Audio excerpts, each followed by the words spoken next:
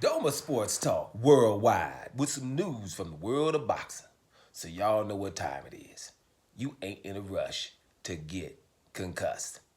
Now, we got the real big one coming up. Few hours, right? Steve Claggett versus Teofimo Lopez. I know you've been waiting. Whoa, we can't wait for that one, right? Teofimo Lopez come out and said something that I thought was very interesting for you guys. What do you think? He says, I've proven I'm levels above Devin Haney without fighting him. That's what he said, without fighting him. Which he's basically saying, I've proved it, and I ain't got to fight this guy because I proved I'm better than him. You know, it's funny, when you're talking about BTBG, it's just really funny. You can just say whatever you want to. Now, Teofimo Lopez, let's just make this clear. He's fighting Steve Claggett. And so, he's talking about, like Terrence Crawford, which he knows is, outlandish. Terrence Crawford ain't go, a Steve Claggett fight ain't gonna get you no Terrence Crawford fight because they ain't gonna make nobody think that you beat him, that you can beat him. And then his promoter was talking about Devin Haney, maybe afterwards, Bob Arum. But he's nixing the idea with Devin Haney because he's already proved he's better than him, right? Now, the proof is Sandor Martin. Sandor Martin basically beat Teofimo Lopez, but we'll put the word arguably on there. Jermaine Ortiz basically or arguably beat Teofimo Lopez. Neither of those fights we could readdress. We'll fight Claggett instead because Claggett has 7 losses and 2 draws, which means he's somebody we got to fight now. We're not readdressing those guys. George Kambosos beat him, right? Beat Teofimo Lopez. So he doesn't readdress that at all either and makes a whole lot of excuses.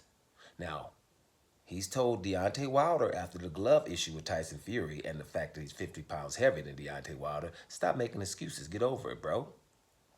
Right? He also tells Devin Haney after somebody's doped and beats him and doesn't even, fight him at the weight, get over it, bro. Stop crying. But remember, all this stuff is wrong with him when he lost to Kambosos. Plus, he would not readdress those people. Now, just Devin Haney. If you're talking about Teofimo Lopez versus Devin Haney, do you guys remember the franchise title? Don't try to forget that, because this just shows you some of the things about how boxing can be. And I'm not going to generalize it. We're going to talk directly how the WBC can be. They made up a belt called the franchise title so Canelo wouldn't have to fight Jamal Charlo. And so Lomachenko would not have to fight Devin Haney, right? And then it was told that black people couldn't fight for it, basically. They gave it to Lomachenko and said it was non-transferable. Remember? But when Lomachenko fought Teofimo Lopez, it was okay, and Teofimo Lopez had it. Do you remember Teofimo Lopez? Devin Haney has the real WBC title, and Teofimo Lopez just said, running around with a duck on his head, I'm ducking Devin Haney. If Devin Haney is level, because he said, this is what Teofimo Lopez says today in an article, and I will put it in the description box.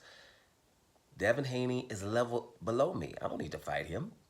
So a fighter that's a level below you, who you can definitely get an undisputed title and a whole lot of money, your biggest payday ever, right? You don't fight. Why don't you fight a guy that's a level below you for a whole lot of money and to become the 140-pound, 135-pound undisputed champion? Probably the first in history, if I'm not mistaken, or one of the first. Why wouldn't you do that for a guy that's a level below you, right? Well, it kind of reminds me of how Canelo wouldn't fight Demetrius Andrade for the middleweight, the glamour division, middleweight title for $40 million. And this guy's a horrible fighter. So we'll call him a horrible fighter, which means you should be able to beat horrible fighters, I think, right? I think good fighters can beat horrible fighters. So if you got a horrible fighter that's in the way of you becoming undisputed middleweight and a whole lot of money you can get, don't you do that? I don't know. Do we? Or do we wait for we get superior fighters for that money? But if you got a horrible one in front of you, you do that.